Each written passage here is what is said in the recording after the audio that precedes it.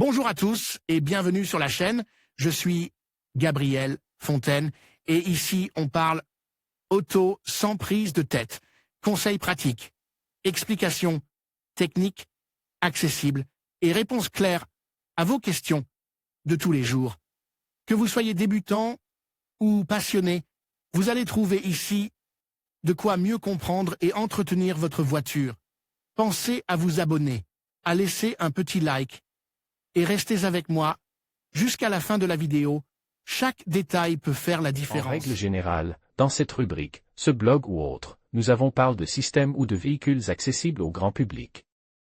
Pas aujourd'hui, nous allons parler des robotaxis ou ces véhicules qui ne seront pas mis en vente pour qu'un citoyen les achète, mais qui seront utilisés par des sociétés de transport, appelons-les Uber, Lyft ou tout autre, pour offrir leurs services. Robotaxi vs. Voiture privée. Tout d'abord, établissons les différences, du point de vue de la conduite autonome, entre ce qu'est une voiture privée et les voitures dites partagées.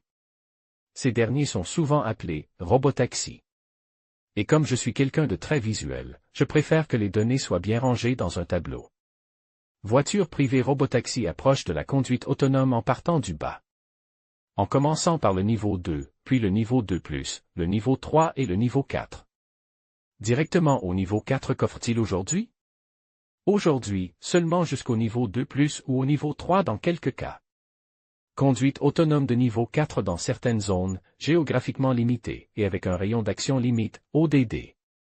Cas d'utilisation typique: le conducteur conduit son véhicule privé et décide d'utiliser le niveau 2+, ou 3. Le client appelle un service de transport qui s'avère être un robotaxi, qui l'emmène à sa destination, avec ou sans conducteur de sécurité. Zone d'opération: route large et dégagée. Certains niveaux 2+ s'approchent de l'utilisation urbaine. Autoroute de niveau 3 uniquement. Zones urbaines, principalement. Limitation géographique, géoclôture. Réglementation: soumis aux mêmes réglementations que tout autre véhicule de tourisme. Réglementation spécifique pour le niveau 4, par zone ou même par ville.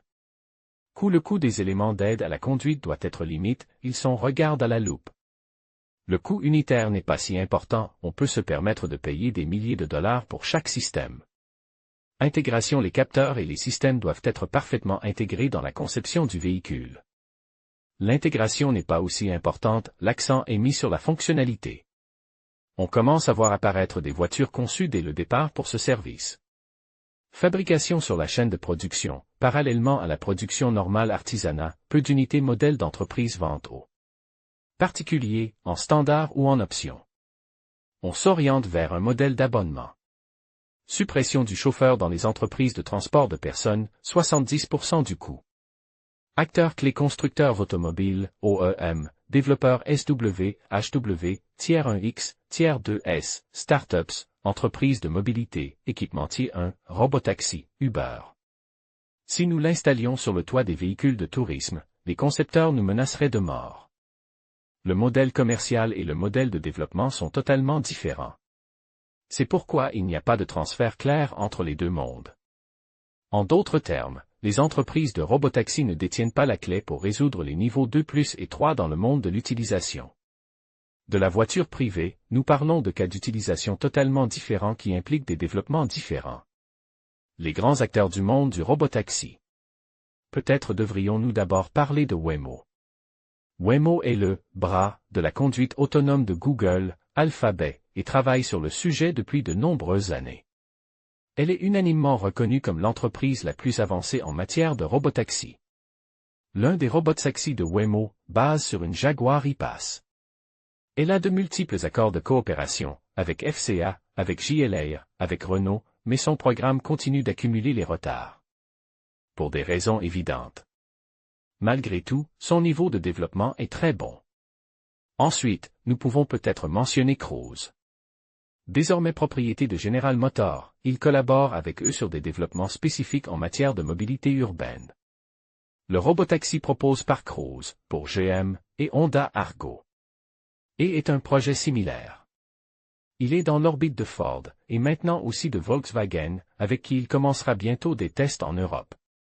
Ces trois entreprises sont peut-être les meilleurs exemples de startups qui se sont associées à des constructeurs, OEM, sur une base exclusive ou de manière plus autonome, Waymo. Mais il existe d'autres options. Nous connaissons tous, par exemple, Uber. L'entreprise de mobilité urbaine qui a suscité beaucoup de controverses pour son offre en Europe et sa concurrence au monde traditionnel des taxis. Uber a investi beaucoup d'argent dans la conduite autonome. Elle a noué des partenariats avec plusieurs constructeurs, Volvo, et a à son actif le premier d'essai cause par un véhicule autonome. Mais elle n'est pas la seule. Lyft, le concurrent d'Uber, a également gaspillé des millions de dollars en essayant de développer un système de taxi robot.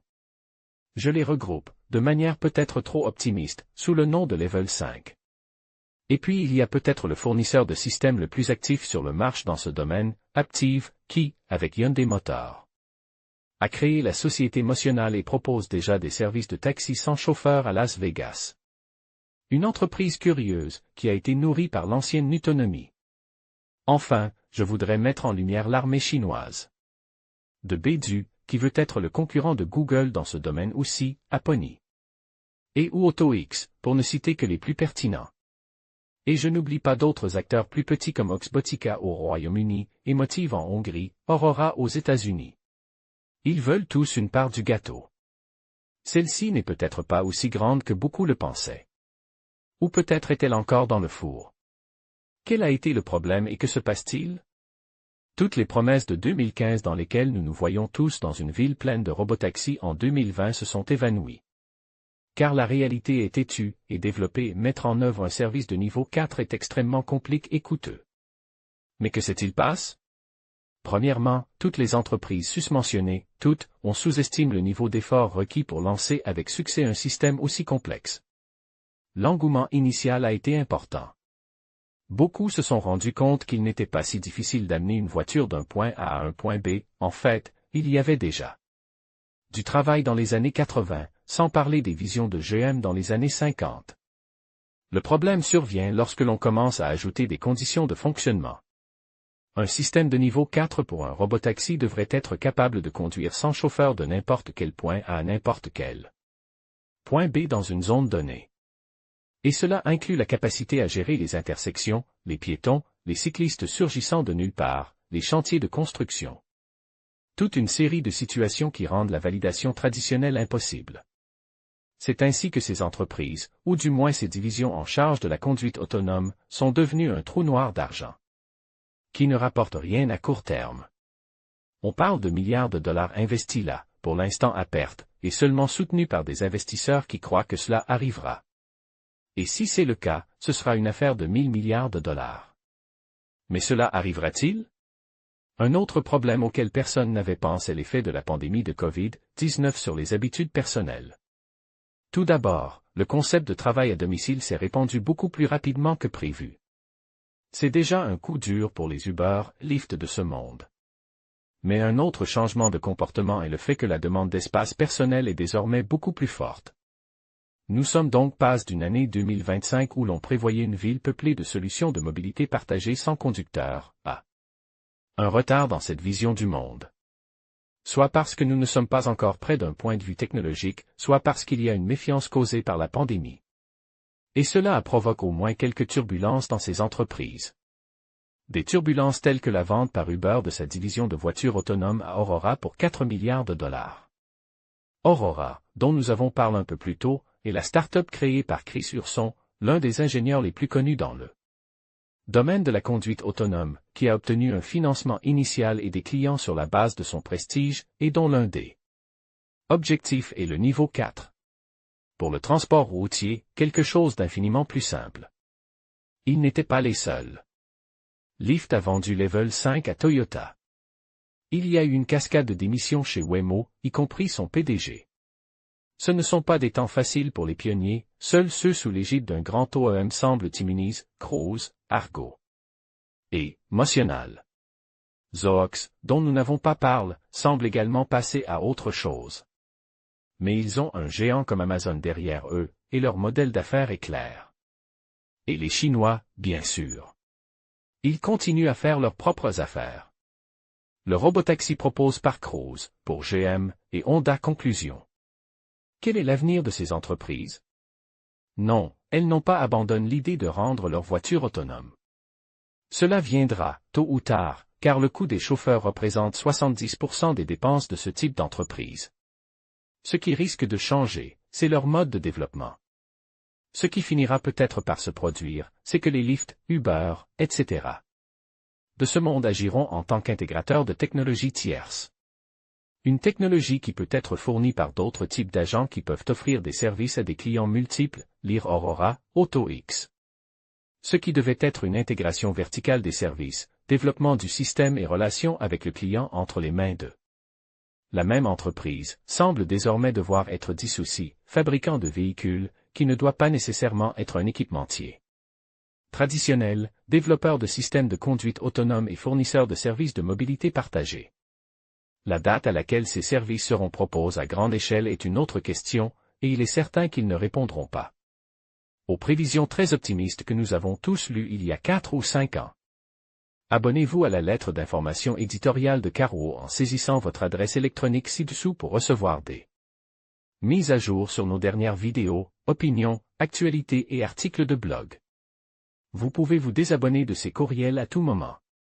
En vous inscrivant, vous acceptez les conditions générales d'utilisation ainsi que notre politique de confidentialité.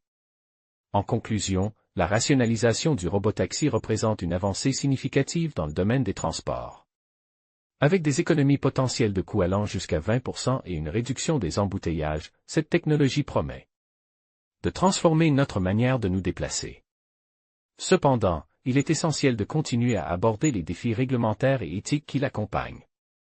L'avenir du transport urbain pourrait bien dépendre de notre capacité à intégrer ces innovations de manière responsable et durable.